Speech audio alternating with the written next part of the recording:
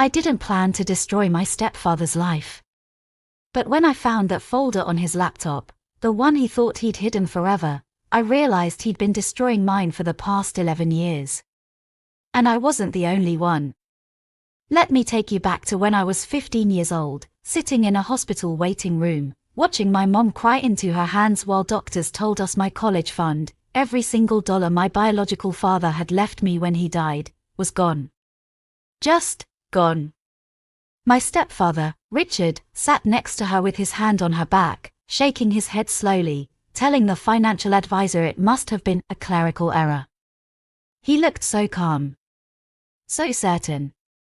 I remember thinking, even at 15, that something about his calmness felt wrong. But I was a grieving kid who'd already lost one father. I didn't have the tools to fight that feeling. So I buried it. What I didn't know then, what I wouldn't know for another 11 years, was that Richard hadn't just stolen my college fund. He had been running a quiet, methodical, decade-long financial con that touched nearly every person in our family. And the only reason I finally found out wasn't because of some dramatic confrontation or a whistleblower. It was because of a Wi-Fi password. I know. Stay with me. My name doesn't matter. What matters is that I'm 26 years old, I grew up in a mid-sized city in Ohio, and I work in IT infrastructure. I know computers. I know networks. I know what people leave behind when they think no one is watching. And on a random Tuesday in November, when I was visiting my mom for her birthday and Richard asked me to fix his slow laptop, I found 11 years of buried truth sitting in a password-protected folder that he had, get this, labeled Tax Archive 2011. Like that was going to stop me. Here's what you need to understand about Richard before I tell you what was in that folder. He was charming. That's the only word for it. He was the kind of man who walked into a room and made everyone feel like they were the most important person there. He coached my little league for 2 years after marrying my mom. He showed up to my school plays. He gave toasts at family weddings that made old women cry. He was generous with his time, reasonable in arguments, and always had a logical explanation for every financial setback our family faced. And our family faced a lot of them. My college fund disappearing was the first one I was old enough to understand. But looking back, there were others. My grandmother's bad investment that wiped out most of her retirement savings the year after she let Richard help her reorganize her portfolio. My Uncle Danny losing his landscaping business the same summer he'd taken a private loan from Richard to expand. My mom's small bakery, which had been profitable for 3 years before Richard helped her scale, somehow ending up $50,000 in debt by the time she had to close it. Each of these things happened years apart. None of us connected them. Why would we? Richard was family. Richard was the guy who fixed the gutters and remembered everybody's birthday and cried at my grandfather's funeral. Monsters aren't supposed to look like that. That's the whole point. I opened that laptop expecting a malware infection or maybe a dying hard drive. Standard stuff. Instead, I found a machine that was barely 2 years old, running perfectly fine, with almost no actual use. No browser history. No saved documents in the obvious places. Nothing. Which, in my line of work, is its own kind of red flag. Normal people leave digital messes everywhere. Clean machines mean someone is being careful. I'm not going to pretend I had some heroic, deliberate plan in that moment. The truth is pettier than that. I was annoyed. I'd driven 4 hours for my mom's birthday. I was sitting in the guest room on a Tuesday afternoon while she napped, and Richard had handed me this laptop with this vague complaint about it being sluggish, which it wasn't, and something about the whole situation just irritated me enough that when I found that folder buried 3 levels deep inside a nested series of system utility folders, I decided to open it instead of minding my own business. The password prompt stopped me for about 45 seconds. I work in IT. I have tools. I'm not going to walk you through exactly what I did because this isn't that kind of story, but I will tell you that within the hour I was inside that folder, and within 2 hours I was sitting completely still on the edge of the guest bed with my hands in my lap and 11 years of documented financial fraud spread across that screen. Richard had kept records. That was the part that broke my brain a little, honestly. He had kept meticulous, organized, almost obsessively detailed records of everything he'd done. There were spreadsheets. There were scanned documents. There were emails he'd forwarded to himself, I assume for some sick personal satisfaction or maybe as leverage. I still don't fully understand that part. There were account numbers and transfer records and, in one document that made my stomach physically turn, a handwritten notes file that appeared to be a running log of each family member, their financial situation, their trust level, and what he called their accessibility window. He had ranked us like assets. My entry was near the top of the oldest section of the document. It said my name, my age at the time, 15, and next to the trust fund information, a single word, straightforward. My grandmother was listed as emotionally vulnerable, post-loss. High yield, low risk. My uncle Danny was listed as entrepreneurial ego. Needs to feel smart. Easy. I want to be clear about what I felt in that moment because I think it matters. It wasn't rage. Not yet. It was something colder than that. It was the specific, nauseating sensation of having a decade of confusion suddenly resolve into perfect, horrible clarity. Every financial disaster. Every family argument about money. Every moment I'd watched my mom stress over bills in a house where Richard somehow always seemed comfortable, it all clicked into place with this terrible, mechanical precision. I did something then that I think surprised even me. I didn't call the police. I didn't confront Richard. I didn't even call my mom. Instead, I got up, walked to the kitchen, made myself a cup of coffee, brought the laptop back out to the living room, and told Richard it just needed a software update and it was running fine now. He thanked me. He actually put his hand on my shoulder and said, "I don't know what I'd do without you, bud." I smiled and said, "No problem." And right then and there, standing in my mother's kitchen at 26 years old, I made a decision. I was not going to rush this. I was not going to blow it. I was going to do this right. The drive back home that night was the longest 4 hours of my life. I called nobody. I just drove and thought. I thought about who Richard actually was underneath all that charm. I thought about my dad, my biological dad, who died when I was 11 and who had spent years building that college fund specifically so I'd have options he never had. I thought about my grandmother, who still lived in a small apartment and clipped coupons and didn't know why her retirement had evaporated. I thought about my uncle Danny, who'd rebuilt his business from nothing after the collapse and never blamed Richard, just called himself a bad businessman, and I thought about how that was probably the cruelest thing of all, that Richard had taken not just their money but their confidence. By the time I got home, I had one clear objective. Evidence. Everything I'd seen on that laptop needed to be documented, preserved, and verified independently before I did anything that could give Richard a chance to get ahead of it. I knew enough about how these situations could go wrong to understand that a confrontation without airtight proof was just noise. Richard was smooth. He'd explained away things before. I needed to make sure that when this came apart, it came apart completely, with no exits. The next morning I called in a personal day from work, opened my personal laptop, and started writing down everything I could remember from what I'd seen. Every account number I could recall. Every name on every document. Every date. I wrote for 6 hours straight. Then I started cross-referencing. Here's something most people don't realize about financial fraud: it leaves traces everywhere. Not obvious traces necessarily, but once you know what you're looking for, the pattern shows up in public records, court filings, business registration databases, property transfer documents, probate records. It takes time and it takes patience, but it's there. I had both.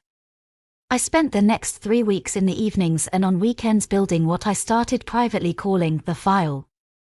I found the LLC Richard had used to receive a transfer from my grandmother's account, an LLC she had no idea existed, registered in Delaware with a registered agent address that traced back to a mail forwarding service. I found the loan documents between Richard and my uncle that were structured in a way that made the money technically a business investment, not a loan, which meant when the business failed, Richard had zero legal obligation to cover any losses. I found records suggesting the bakery debt had been artificially inflated through a series of vendor contracts Richard had arranged that funneled money through a company he also had an undisclosed ownership stake in.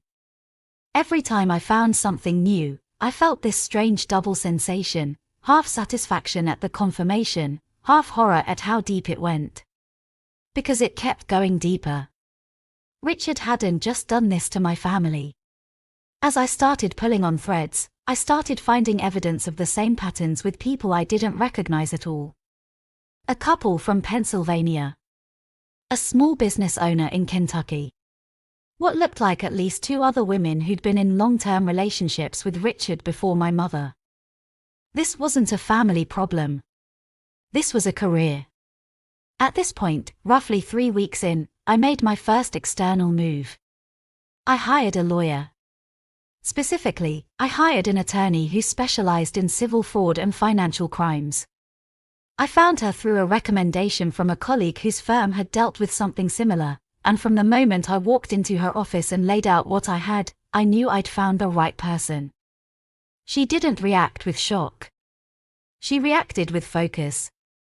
She looked at my documentation, asked precise, methodical questions for 90 minutes, and then leaned back and said, "How attached are you to speed versus thoroughness?" I told her I wanted it thorough. She said, "Good. Because if we do this right, it won't just be civil liability. We can build a case that puts this in front of a district attorney and potentially opens federal mail and wire fraud exposure." I said, "How long?" She said, "If you can get me access to the primary documentation, the original files, not just your notes, I'd say 3 to 4 months of prep before we move." I asked her how I was supposed to get access to files on a laptop in my stepfather's house 4 hours away. She looked at me carefully and said, "I assume you didn't copy anything during your first visit." I hadn't. I'd been too shocked and honestly, hadn't thought that far ahead. I told her that. She said, "Then you're going to need another visit." I want to be really clear here that what I did next was done under legal guidance and I am not recommending anyone replicate it. My attorney was specific about the legal lines and I stayed within them.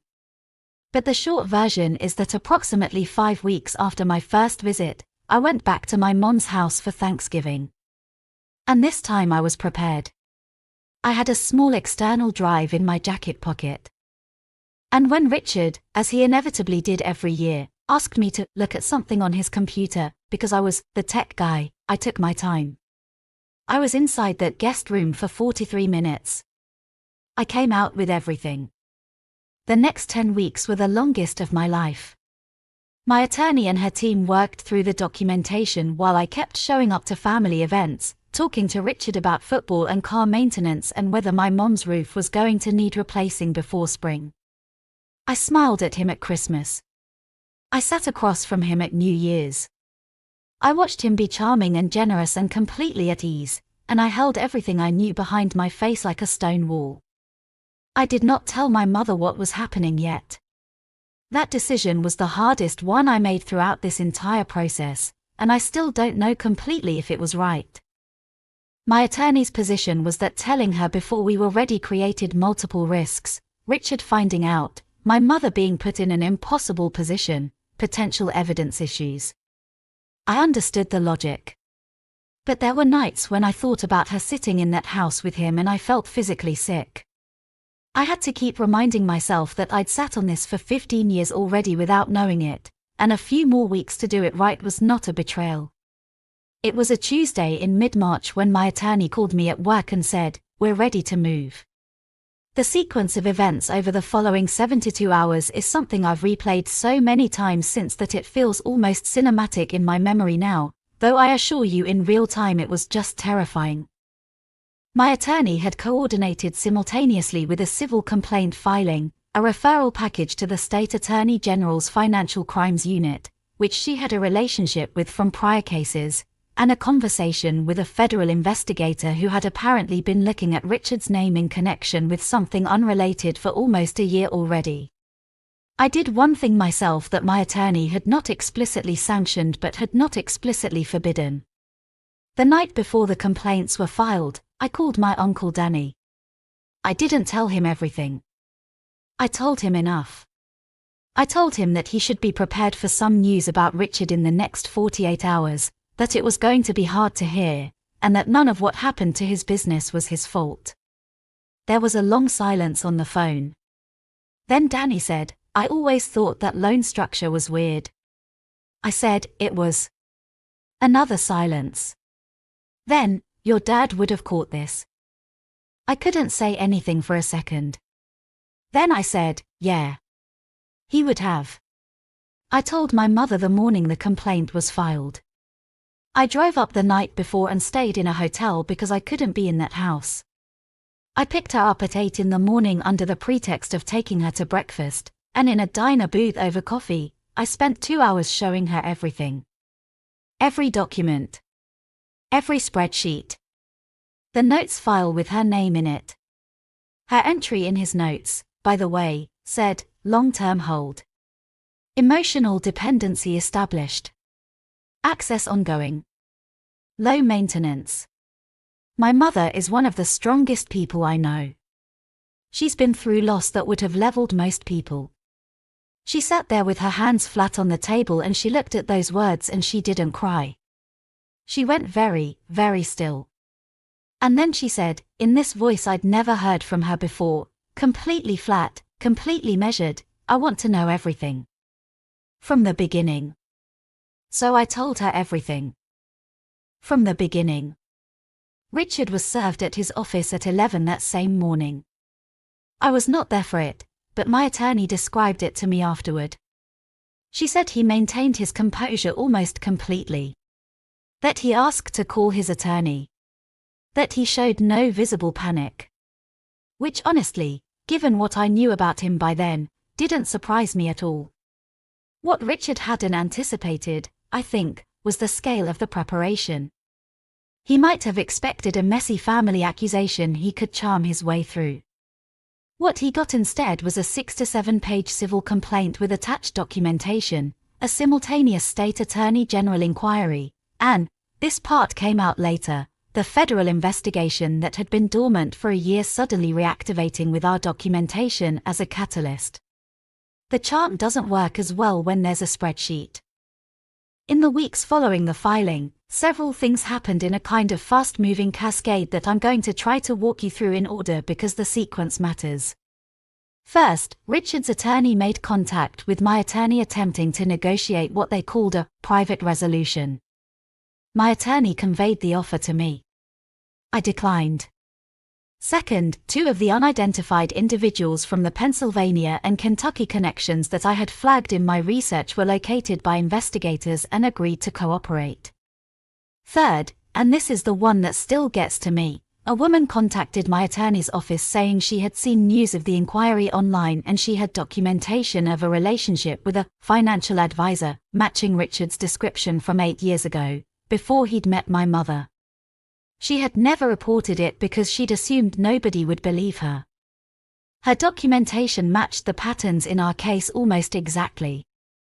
Richard's attorney came back to the table approximately 6 weeks after the initial filing, and this time the offer on the table was substantively different.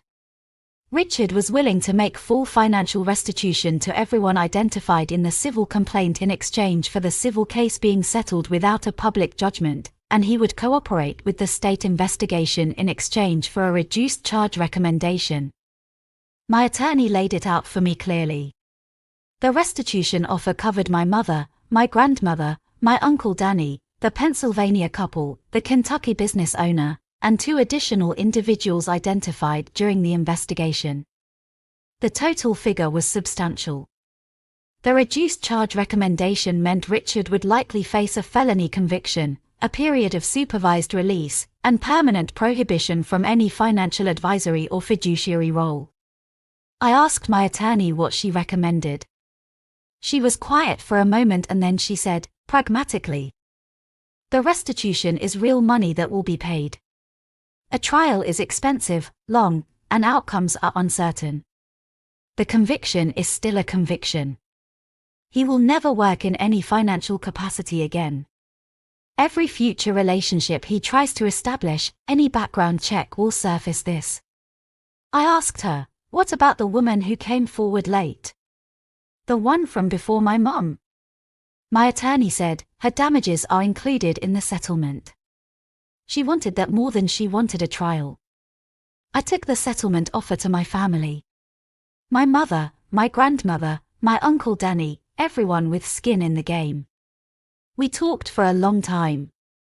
And in the end, the consensus was the same as my attorney's recommendation. We took it. Richard signed everything in late June. The state felony charge was filed and resolved with a plea. The federal investigation ultimately didn't result in additional charges. The evidence, while suggestive, wasn't sufficient for a federal case beyond what the state had already handled. Which my attorney said was actually pretty common. He got 5 years of supervised probation, mandatory financial fraud counseling, substantial restitution payments structured over time, and a permanent bar from any licensed financial role. No prison time, which I know is the part that will bother some of you, and honestly it bothered me too for a while. But the restitution payments to my grandmother are what actually stabilized her retirement situation. Prison would have made those payments impossible. I chose the outcome that helped her more than the one that felt more satisfying to me. My mother filed for divorce the day after the plea was entered. The divorce was finalized 5 months later. Richard did not contest any of her financial claims. Here's where I am now, and I want to be honest about this part because I think the tidy version of these stories leaves out the most important piece. I am not okay in the simple, clean way the ending of this story might suggest. My mother is rebuilding her life at 53, which is hard, and she is doing it with grace that I find genuinely astonishing, but there are phone calls where I can hear the exhaustion underneath the recovery. My grandmother got her money back, but she's 81 years old and she spent years believing she'd made foolish decisions, and I can return her financial security but I cannot return the years she spent feeling like a burden. My uncle Danny called me last month. He said his business is doing well now. He said, I've been thinking about what you said, about it not being my fault. He said it took him a long time to believe it. And then he said, your dad would be proud of you, man. And I got off the phone and I sat in my car for a while. My biological father died when I was 11 years old. He left me a college fund because he wanted to give me a head start he didn't have. I didn't get to use that money for college. I took out loans like most people. But the inheritance he actually gave me was different. He was an accountant. He worked carefully, methodically, and he believed that when the numbers don't add up, you keep pulling until they do. I didn't even realize until recently that I'd learned that from him. That the thing that finally broke Richard open wasn't some dramatic confrontation or lucky discovery, it was patience and spreadsheets and 11 years of skills I'd built in his memory without knowing it. I think about that a lot. So here's what I want to ask you, because I've been sitting with this question for months and I genuinely don't know the answer. At what point does someone like Richard cross the line from being a person who makes bad choices into being something categorically different? Because every person in my family loved him. Every single one. He was thoughtful and funny and present in all the ways that mattered day to day. He coached Little League. He cried at funerals. And all of that was real, I think, in some compartmentalized way. I don't think he was performing it. Which somehow makes it worse.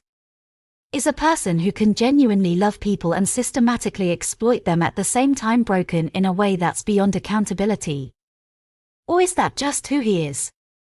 And if that's just who he is, how many people like him do we interact with every day without ever knowing? I don't have an answer.